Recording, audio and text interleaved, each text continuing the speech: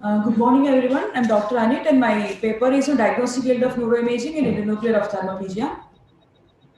We have no financial disclosure or conflict of interest with the presented material in this presentation. Endonuclear ophthalmoplegia is a localized neuroophthalmic disorder caused by disruption of the medial longitudinal fasciculus. The abducent nucleus contains motor neurons which innervate the ipsilateral lateral rectus and interneurons which innervate the contralateral medial rectus via the MLF. The right frontal eye fluid initiate the left lateral gaze. Impulses from the right PPRF are transmitted to the sixth nerve and via the sixth nucleus and via the sixth nerve to the left lateral rectus, initiating abduction in left eye. Simultaneous impulses pass via the MLF to the right oculomotor nucleus and via the right medial oculomotor nerve to the right medial rectus, initiating adduction in right eye. Thus, a conjugate eye movement to the left side is achieved. Any disruption or lesion involving the MLF will cause internuclear ophthalmoplegia. The cardinal features of INO include adduction restriction in one eye and abducting nystagmus in contralateral eye. In cases of bilateral INO, there can be bilateral adduction restriction, slow abducting saccades, and designated Rescue.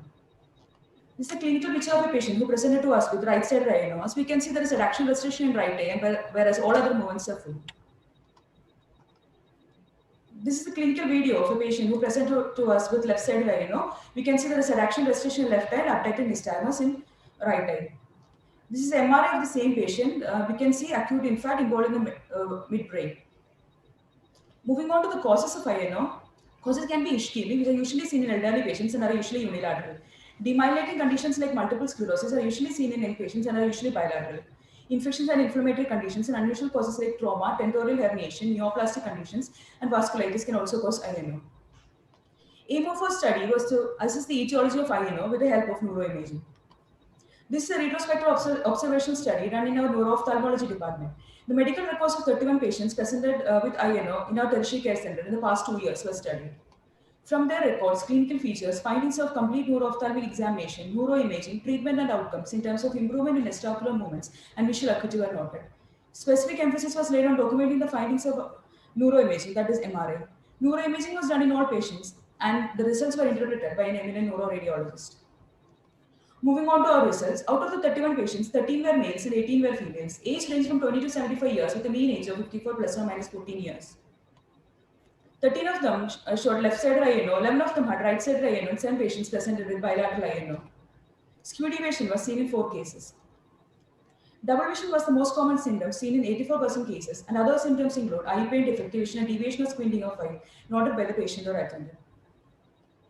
Moving on to MRI findings, about 10 patients had MRI was within normal limits in 10 patients. Generalized small vessel ischemic changes were seen in 8 patients. Acute infarct involving brainstem or cerebellum as a cause of INO was seen in 11 cases. A pontine lesion, a lesion involving posterior pons was seen in 1 patient, and a case of dengue encephalopathy was also seen. Out of the 7 bilateral cases, acute infarct as a cause of INO was seen in 3 cases. MRI was within normal limits in 3 cases, and a case of dengue encephalopathy causing bilateral INO was also seen. 97% patients improved clinically with conservative management alone, and 1 patient underwent surgical intervention. Moving on to discussion. In a 33-year period study done by K&G et al., the most common cause of INO was found to be infection, followed by multiple sclerosis and unusual causes. In contrast, our study revealed a different pattern. Acute infarct as a cause of INO was seen only in 11 cases. MRI was within normal limits in 10 cases, and generalized small vessel ischemic changes were seen in 8 cases. Whereas specific lesions involving midbrain or brainstem were not seen in these cases, and these cases are also categorized as normal. Therefore, a total of 58.2% cases were categorized as MRI normal. In a similar study done by Eggenberg et al. States that about half of their patients with presumed brainstem ischemia underlying their INO do not have any demonstrable lesion or MRI. They also stated that MRI had limited lead in demonstrating the causative infarct. INO is one of the most frequent oculomotor disturbance in patients with MS. In our study, we couldn't find any lesions suggestive of MS on MRI. In a study done by Kim J. et al. Stated that for demyelinating lesions, photon density imaging may be superior to T2-adenine flare sequences. INO is an uncommon complication of closed head trauma. Bilateral INO resulting from head trauma is more commonly reported than unilateral INO. Unilateral INO without any associated neurological deficit is a very rare complication of blunt head trauma. We had a patient who presented to us with unilateral INO following road traffic accident. His MRI and CT didn't reveal any significant abnormality, and the patient improved clinically over a period of 6 months with conservative management alone. INO due to infectious etiologies like TB, AIDS, brucellosis, cysticercosis, and syphilis is very known. Clinical presentation of INO associated with dengue encephalopathy is very rare. We had a 28-year-old male patient with a history of dengue fever presented to us with bilateral INO. His MRI showed hemorrhages involving inferior pons, bilateral cerebral hemispheres, bilateral frontal lobes, and thalamus, suggestive of dengue encephalopathy. The patient later underwent modified Nishita's procedure in both time for persistent screen. Conclusion: a complete neuro-ophthalmic evaluation can clinically diagnose a case of INO. In our study, the diagnostic neuroimaging yield was only 41, ischemia being the commonest etiology. I would like to thank Dr. Padmavati Madam for guiding me and giving me this opportunity. Thank you, everyone. Thank you. Dr. Ani, can you tell us how do you, on MRI, can you differentiate between a vascular and findings due to, the INO due to vascular causes versus demyelination? Yes, madam. In demyelination, we can see, as we have shown one video of one patient, we can see acute infract involving the brainstem. And cases of demyelination, especially in MS, we can see that periventricular lesions suggestive of MS, ma'am. Okay, but localizing it to the INO, to the pons and the midbrain, will there be a difference between the two? Now, you are only talking about changes elsewhere. Ah, yes. Periventricular. So there may be an institutional bias because normally in a young person, and your patients also are more females. Yes. MS is more likely to occur than other causes. So maybe there's an institutional bias. Yes. Otherwise, it's a good study, something which has not been addressed. Yes, thank you. Can you tell me, Dr. Anit Varghese, in dengue, was it found in acute stage of dengue or?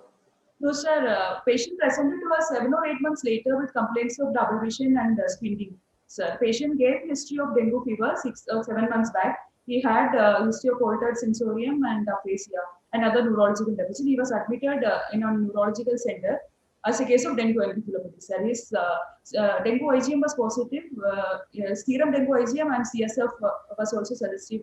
Examination was also suggestive of dengue. And he was negative for all other like Leptospira, Japanese encephalitis, and all other bacterial viral diseases. How long? Sir? How long it take to recover from INO in dengue case? Sir, later after 1 year, we did a modified Nishida's procedure in both eyes for this patient. Right eye showed more deviation compared to left eye. So first we did in surgery in right eye and then in left eye. But still now a patient is having mild like 50 to 20 degree exotropia. Still he is having. Okay, thank you. Good study. Dr. Varghese, these dengue cases, do you have optic neuropathy or retinopathy in this case? Just extended to Sar's question.